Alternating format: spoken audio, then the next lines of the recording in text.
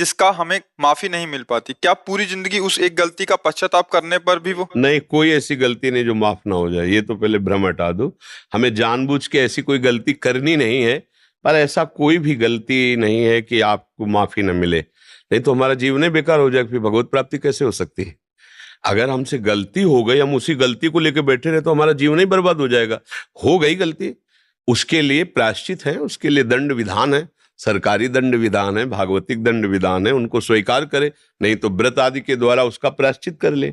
जैसे मानो कोई भी पाप है, सबसे गलती हो जाती है, सबसे हो जाती है। कोई ऐसा सृष्टि में पैदा नहीं हुआ भगवान या भगवान के निज महापुरुषों के अलावा, जैसे भूमि परत भा ढाबर पानी, तिम जीवई माया लपटानी। आकाश से बूंद निर्मल गिरता है, पर पृथ्वी के संयोग से मलिन हो जाता है।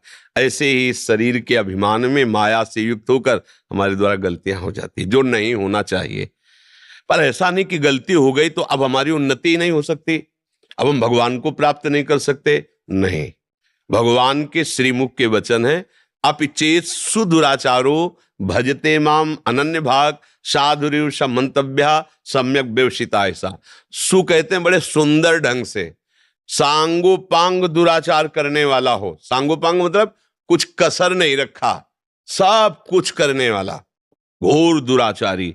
यदि उसने भी निश्चय कर लिया है कि अब मुझ जैसे नीच का कल्याण तो एकमात्र भगवान से हो सकता है, और हे भगवान मैं आपकी शरण में हूं, आज तक किया अब नहीं करूंगा, और राधा राधा राधा, तो भगवान कहते हैं उसे साधुरेव समंतव्या, उसे आज ही साधु मान लो, क्योंकि मैं साधु से बनाऊंगा, करो सद्यते साधु समान। बात बन गई।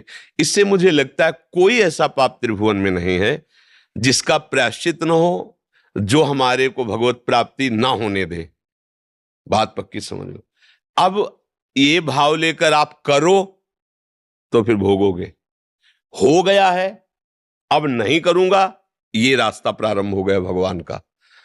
और सुन लिया कि भाई कोई ऐसा पाप नहीं, मतलब जब चाहेंगे तब भगवत प्राप्ति कर लेंगे, अब नहीं होगी, क्योंकि सुन लिया और जानबूझ करके तुम गलत मार्ग में चल रहे हो, अब तुम्हें दंड भोगना पड़ेगा।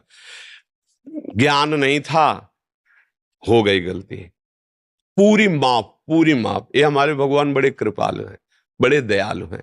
अगर वो दया न करे तो हमारा आपका किसी का भी कल्याण न हो, क्योंकि कोई ना कोई गलती जन्म जन्मांतरों में ऐसी हो ही जाती है, बहुत सी गलतियां हो जाती है। अब ज्यादा उन गलतियों की तरफ हम ना चिंतन करें, गलतियों ने हमारा पीछे का समय तो नष्ट ही कर दिया, अब चिंतन लेके बैठे तो वर्तमान का समय नष्ट हो रहा, तो हमारा समय ही तो नष्ट किया जा रहा है।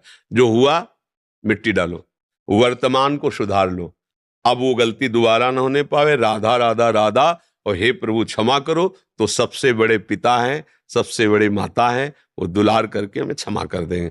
जैसे अपने बच्चे से कोई गलती हो जाए तो माता पिता इतना हृदय में रखते हैं कि चाहे कुछ भी बेचना पड़े हम तुम्हें बचाएंगे, नहीं रखते? तो उनको तो बेचना खर्चा है, इसलिए वो तो न्यायाधीश है, अखिल लोकों के स्वामी है, वो हमको बहुत प्यार करते हैं, हम सबको प्यार करते हैं। ये भाव लेकर हम चलेंगे तो भगवान माफ कर देंगे। गलती बच्चों से ही होती है, और हम सब बच्चे ही हैं प्रभु के सामने, भले 80 वर्ष के हो तो बच्चे हिला, भगवान के सामने तो सब बच्चे हैं ना। तो इसलिए सावधानी से जो गलतियां हो गई हैं उनको पुनरावृत्ति मत करो।